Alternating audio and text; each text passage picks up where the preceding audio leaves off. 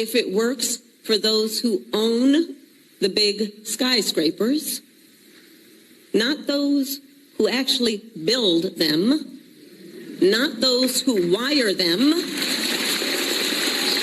not those who mop the floors. Vice President said more than 100 million Americans will get a middle-class tax break. She vowed to lower housing costs. It's a sharp contrast to Donald Trump, whose economic policies consist of new tariffs on all imported goods, tax cuts for corporations and the wealthy, a continuation of the first term, a unprecedented crackdown on immigration and mass deportation scheme, along with a grab bag of random proposals suggested by Elon Musk and other billionaires. It's an agenda that Goldman Sachs, when analyzing, said would weaken the economy. And on the other hand, analysts have predicted a very slight boost to GDP investment due to higher corporate tax rates if Vice President Harris wins the White House. Our polls show Americans are starting to feel better about the economy these days. It's been a really interesting trend. Trump now averages a 6 percentage point edge on the economy compared with a 12-point lead against President Biden earlier this year. That's according to analysis of 5 polls before and after Biden dropped out. Now, this trend line, I think, makes some sense, right? Inflation is down significantly from those high peaks in 2022, 2023. The unemployment rate remains near historic lows. But at the same time, many critical swing voters still don't see how they will personally benefit from the Democratic Party's economic vision. Vice President Harris wants them to think otherwise, shedding more light on her economic plan to, as she says, grow the middle class in a one-on-one interview with Stephanie Rhule. Here's that interview. Madam Vice President, you just laid out your economic vision for the future. Yeah. But still, there are lots of Americans who don't see themselves in your plans. For those who say these policies aren't for me, what do you say to them? Well, if you are hardworking, if you have the dreams and the ambitions and the aspirations of what I believe you do, you're in my plan. You know, I have to tell you, I really love and am so energized by what I know to be the spirit and character of the American people. We have ambition.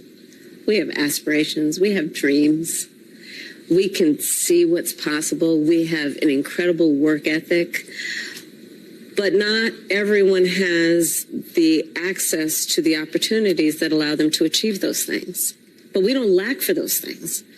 But not everyone, gets handed stuff on a silver platter. And so my vision for the economy, I call it an opportunity economy, is about making sure that all Americans, wherever they start, wherever they are, have the ability to actually achieve those dreams and those ambitions, which include, for middle-class families, just being able to know that their hard work allows them to get ahead, right? I think we can't and we shouldn't aspire to have an economy that just allows people to get by. People want to do more than just get by. They want to get ahead.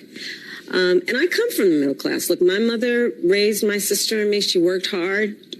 She saved up. By the time I was a teenager, she was able to buy our first home.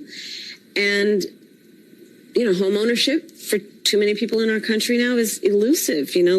Gone is the day of everyone thinking they could actually live the American dream. So part of my vision for the economy is let's deal with some of the everyday challenges that people face and address them with common sense solutions, such as affordable housing. Over the last 4 years, there have been tremendous economic wins, and you've just laid out a big plan. But still, polling shows that most likely voters still think Donald Trump is better to handle the economy. Why do you think that is? Well, here's what I know in terms of the facts. Donald Trump left us with the worst economy since the Great Depression when you look at, for example, the employment numbers. It was during COVID, and employment was so high because we shut down the government, we shut down the country. Even before the pandemic, he lost manufacturing jobs by most people's estimates, at least 200,000. He lost manufacturing plants. Ask the auto workers how he lost auto plants. We have grown over 20 new auto plants. He has an agenda. Let's just deal with it right now going forward, not to mention what happened in the past. He has an agenda that would include making it more difficult for workers to earn overtime, an agenda that would include cutting off access to small business loans for small businesses, an agenda that includes tariffs to the point that the average working person will spend 20% more on everyday necessities and an estimated $4,000 more a year on those everyday necessities, to the point that top economists in our country, from Nobel laureates to people at Moody's and Goldman Sachs, have compared my plan with his and said my plan would grow the economy, his would shrink the economy. Some of them have actually assessed that his plan would increase inflation and invite a recession by the middle of next year. So the facts remain that Donald Trump has a history of taking care of very rich people. And I'm not mad at anybody for being rich, but they should pay their fair share. But tax cuts for the billionaires and the top corporations in our country, and then not really paying much attention to middle-class families. My perspective on the economy is when you grow the middle class, America's economy is stronger. And there's empirical evidence to prove my point correct.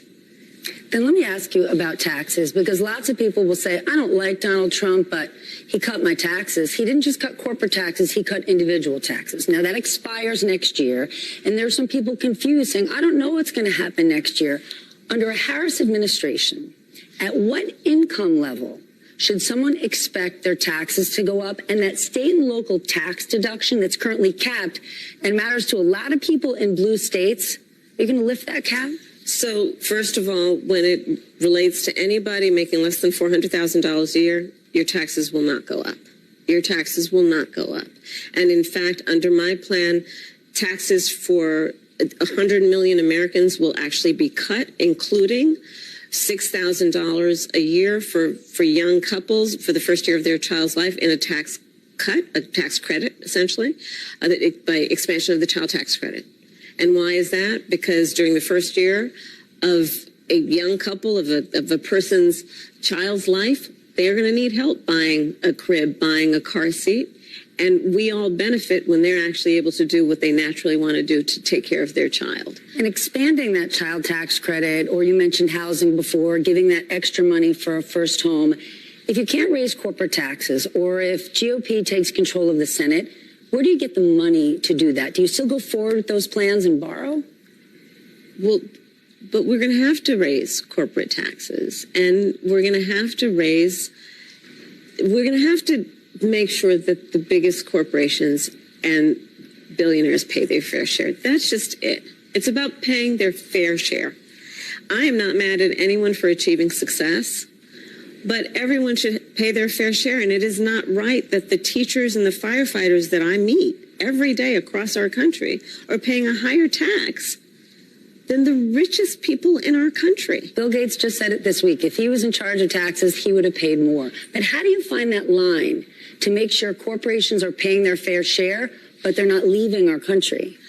Well, listen, I work with a lot of CEOs. I have spent a lot of time with CEOs, and I'm going to tell you that the business leaders who are actually part of the engine of America's economy agree that people should pay their fair share. They also agree that when we look at a plan such as mine that is about investing in the middle class, investing in new industries, investing in bringing down costs, invest in entrepreneurs like small businesses, that the overall economy is stronger and everyone benefits. Part of my plan for the economy is investing in new industries in a way that we have active partnership with the private sector. I've worked with the private sector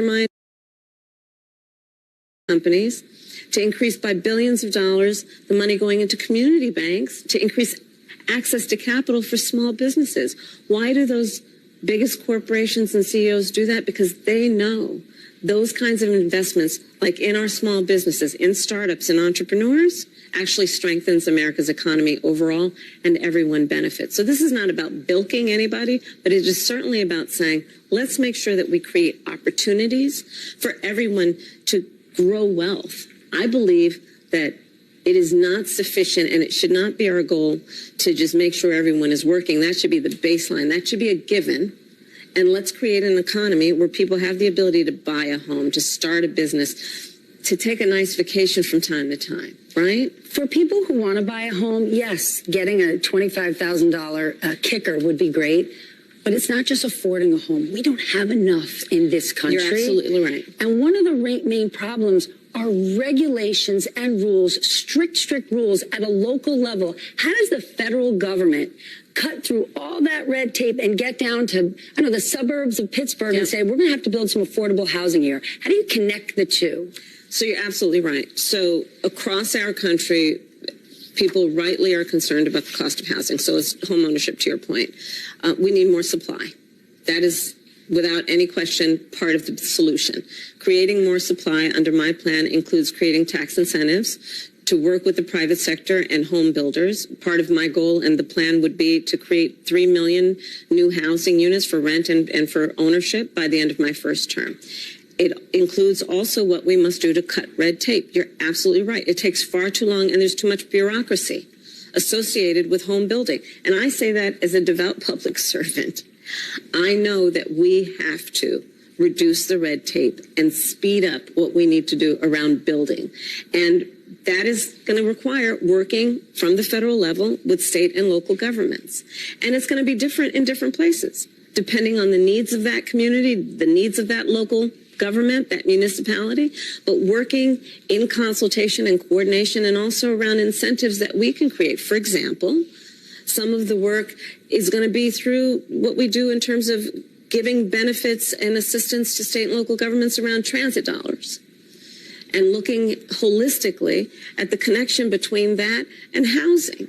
And looking holistically at the incentives we in the federal government can create for local and state governments to actually engage in planning in a holistic manner that includes prioritizing affordable housing for working people.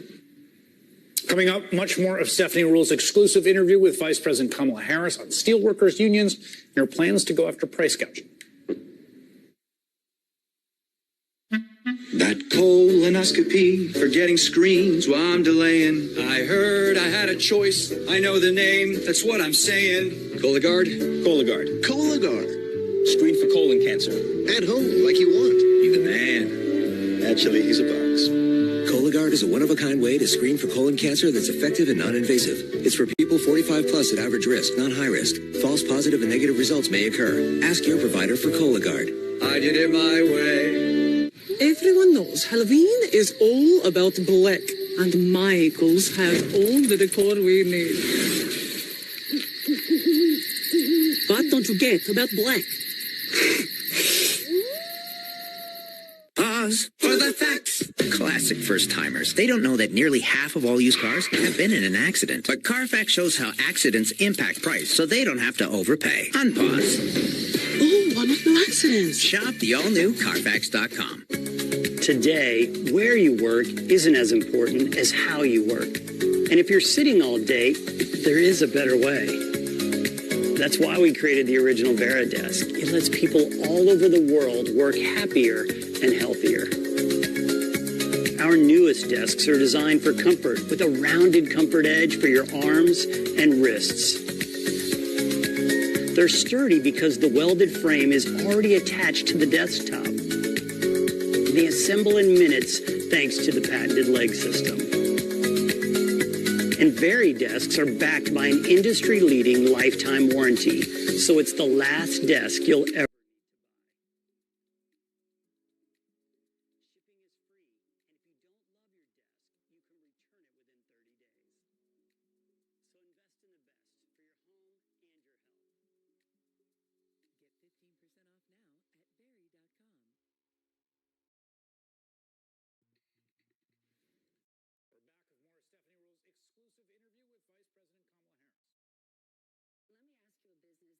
A lot to this town. Yeah. U.S. Steel. Yes. Right? When you think Pennsylvania, when you think Pittsburgh, you got the Liberty Bell in Philly, and you got U.S. Steel in Pittsburgh. That's right. A Japanese company wants to buy them. Mm-hmm. You are opposed to this idea. Many people are. But if the deal doesn't go through, they have said people could lose jobs. They could close mills. They could leave the state of Pennsylvania. I mean, that is like moving the Liberty Bell to Newark. So which is more important?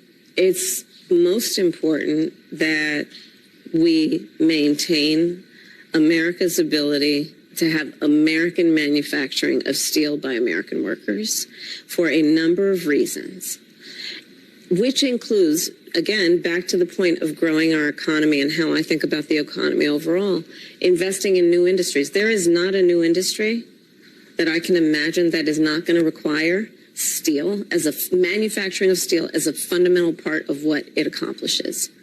And having American workers in an American company manufacturing that steel for those new industries is going to be critically important, not only in terms of our economy, but also in the context of national security. Most people now realize if we didn't before the pandemic and the strain on supply chains and an over-reliance on foreign manufacturing, that we have to be intentional about U.S.-based manufacturing. And of the products that we have to prioritize, steel is one of them. And that's always going to be my priority. Steel workers matter in this country. Unions matter. Yes. In 2016, Donald Trump connected with unions. He saw them. There was an emotional connection.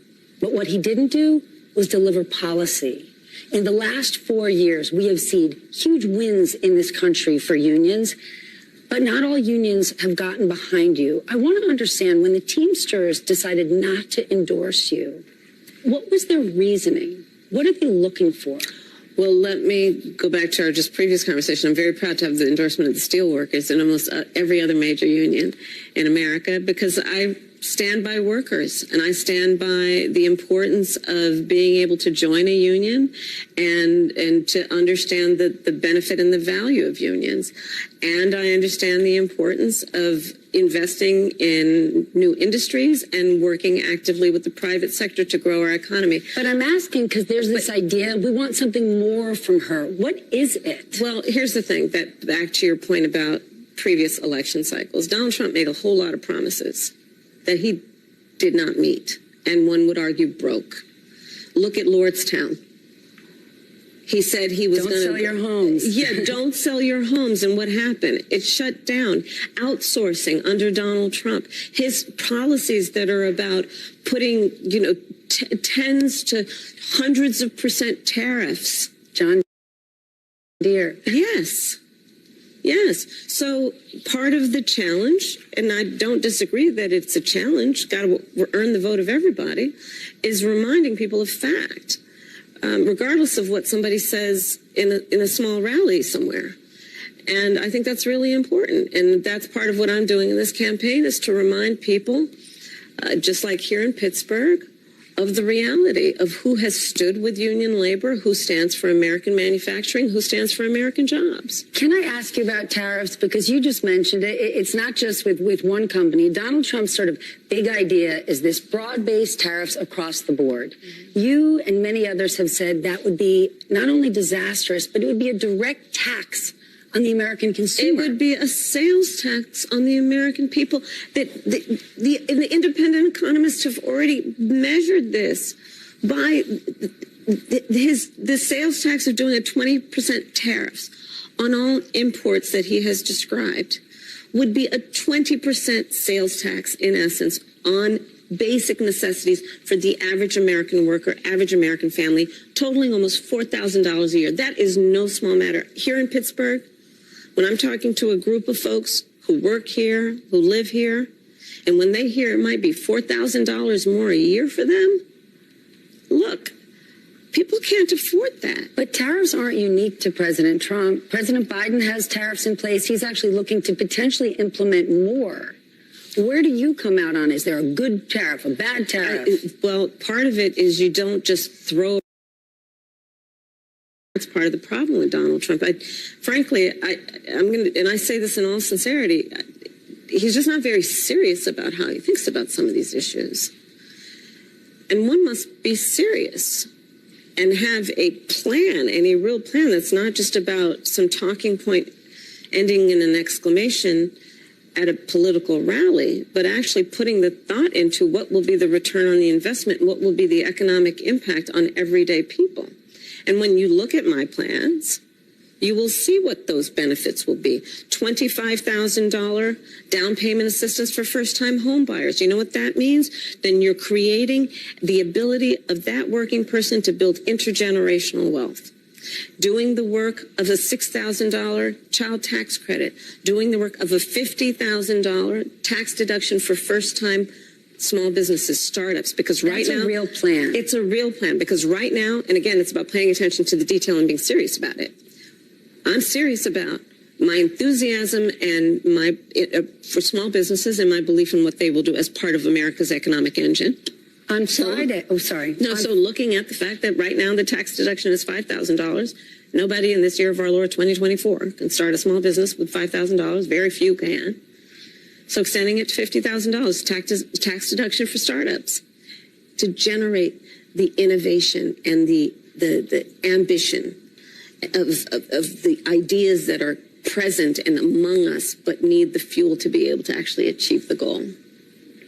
His plan is not serious when you lay it out like that, but a serious problem over the last few years has been inflation. Luckily, it's cooling, but prices are still high. Yeah, I agree with you.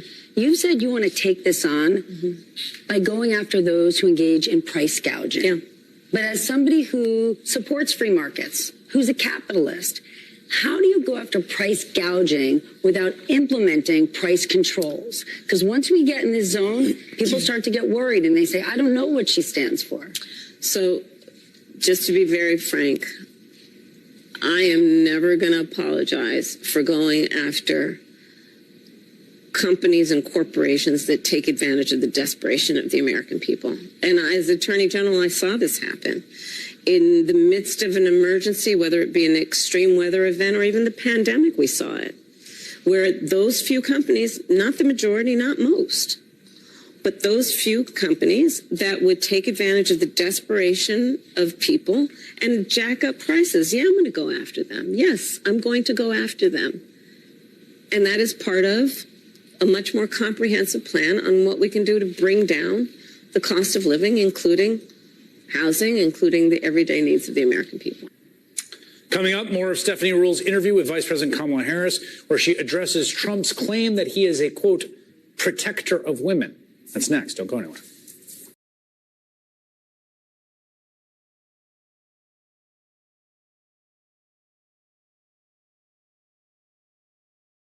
Or do I have to turn on this mic? Welcome, everyone. I'm happy you all are joining us here on Political Drain for this first interview, I believe, of Kamala Harris sitting down with Stephanie Rhule on MSNBC. And this ain't no softball. This ain't no disco. This ain't no fooling around. Yeah. Steph knows her stuff, all right.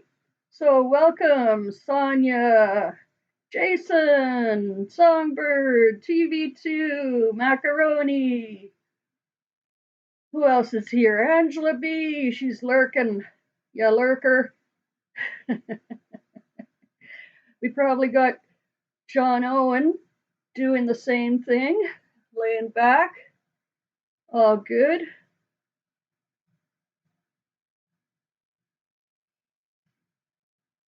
Jason Carter says in Australia, we mine the iron ore and then ship it to China and the US and then buy the steel from China and the US, then wonder why our construction industry is going broke. We're idiots. Oh dear. Hi, Kevin. Yeah, that sounds pretty roundabout.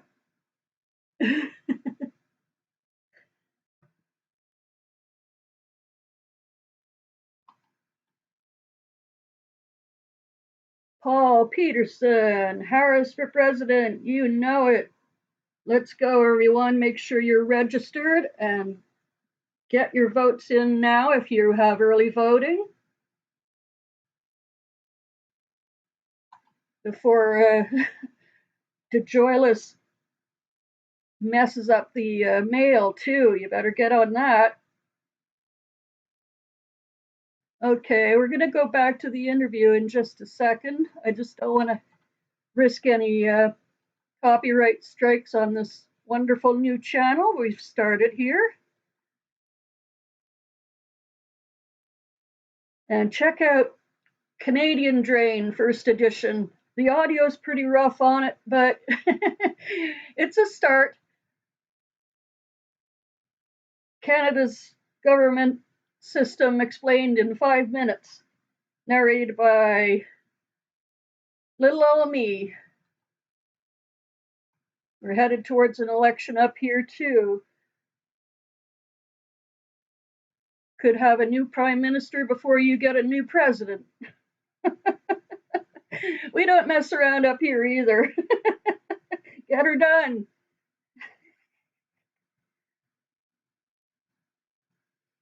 Oh, damn, these commercial breaks are long.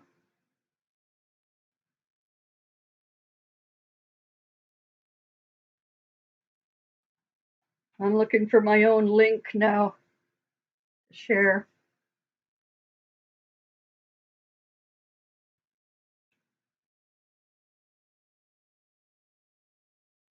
Yep, it's only midweek and the news is nuts.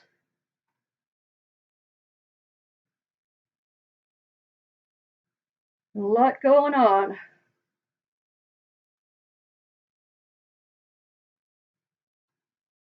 This Friday, Bruce and I will try to go through it all with you.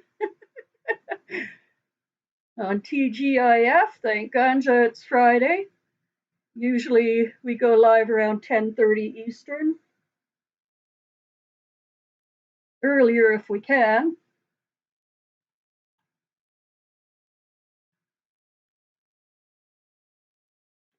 Hey, Marion. Oh, you think she memorized that? What the hell? If she's too dumb to answer it, how is she smart enough to memorize it? Make it make sense. We're back with more Stephanie Rhule's exclusive interview with Vice President Kamala Harris. On Friday, you are going to the border. Immigration is complicated. One of the issues is an economic one. And no one is eating cats and dogs in Springfield, Ohio, and I'm glad not to be talking about that. But there are people there that are stressed, that feel that they're at capacity. Communities around the country that have legal immigration, many have said, we're at capacity. And many feel like the government has said to them, well, adapt, sit down, be quiet. This is how it is. What would a Harris administration do for those communities who've taken in many, many legal immigrants but are at capacity? Well, first of all, we do have a broken immigration system, and it needs to be fixed. And if we take a step back, months ago, some of the most conservative members of the United States Congress came together with others, proposed a border security bill. That would have put 1,500 new border agents on the border to help those hardworking border agents who are there right now working around the clock. Would have put more money into stemming the flow of fentanyl, which is killing Americans around our country and devastating communities. Would have put more resources into our ability to prosecute transnational criminal organizations, which in my career I've prosecuted. Donald Trump got word of the bill, realized it was going to fix a problem he wanted to run on, and told him to kill the bill, don't put it up for a vote. He killed a bill that would have actually been a solution because he wants to run on a problem instead of fixing a problem. And that's part of what needs to be addressed. And my pledge is that when elected president, if the American people will have me, I will bring that bill back and I will sign it into law. And we need a comprehensive plan that includes what we need to do to fortify not only our border, but deal with the fact that we also need to create pathways for people to earn citizenship. And I want to just ask you about a little job and a big job. Okay. The first one, just a fact check. Okay. Because your opponent, there is almost no little every job. day. Okay. There's no such thing as a little job. Okay, fair. Because your opponent almost every day seems to be talking about this. So I just want to ask you yes or no. At any point in your life, served 2 all beef patties, special sauce, lettuce, cheese, pickles, onions on a sesame seed bun, working at a McDonald's? Yes or no? That's it. I have. Okay. Now the other job. But it was not a small job. Like, I did the fries. I mean, yes, okay, for a small period of time. But then let me ask about a big job. But to your point, if you don't mind, before you get to the big job, there's a part of the reason I even talk about having worked at McDonald's is because There are people who work at McDonald's in our country who are trying to raise a family. I worked there as a student. I was a kid who worked there trying to raise families and pay rent on that. And I think part of the difference between me and my opponent includes our perspective on the needs of the American people and what our responsibility then is to meet those needs. Then to the big job. You have laid out policy in great detail. Yeah. But the economy is an unpredictable beast. And you are running for a job that takes extraordinary instinct and guts. Yeah. What's the last time you had to make a gut decision? This here is very prescribed. It's very controlled. Yeah. Probably the biggest gut decision I've made most recently is to choose my running mate. Yeah. There were lots of good, incredible candidates. And ultimately that came down to a gut decision. I know I'm out of time, but then I just want to ask you a question from my gut. Okay. Because today we're talking about we're talking about the economy. Yeah. And people don't think often about reproductive rights being an economic issue, but it is. A woman's ability to plan her future, her education, her life. Today, and in the last few days, Donald Trump keeps talking about it and how in overturning Roe v. Wade, he helped women. He protected women. He says they're miserable today. They're poorer today. They're more vulnerable today. He said he will be the protector of women if elected. Can you respond to that? So Donald Trump is also the person who said women should be punished for exercising a decision that they rightly should be able to make about their own body and their future. So I think we would all agree that as a result of that perspective that he has about women, he also then chose 3 members of the United States Supreme Court who did as he intended, undid the protections of Roe v. Wade, and now in state after state, you see laws being passed that do punish women. Laws that, I mean, most recently, a heartbreaking story resulted in a young woman dying, a mother of a 6-year-old. Heart-wrenching stories. And that's for the listener, much less their family. So, look, I think the thing about Donald Trump is that, you know, I don't think the women of America need him to say he's going to protect them. The women of America need him to trust them. Can we trust you? Yes. Yes. I am not perfect, but I will tell you, I'm always going to put the needs of the people first. Madam Vice President, thank you for your time today. Thank you. Thank you. Stephanie Rhule, NBC News senior business analyst, host of the 11th Hour, joins me now. Stephanie, can I just say that was a great interview? And I thought you pressed her on really important stuff. It was also, I just thought the whole thing was refreshingly substantive. This was you can say I don't like that policy or I do like that policy, but it really was about.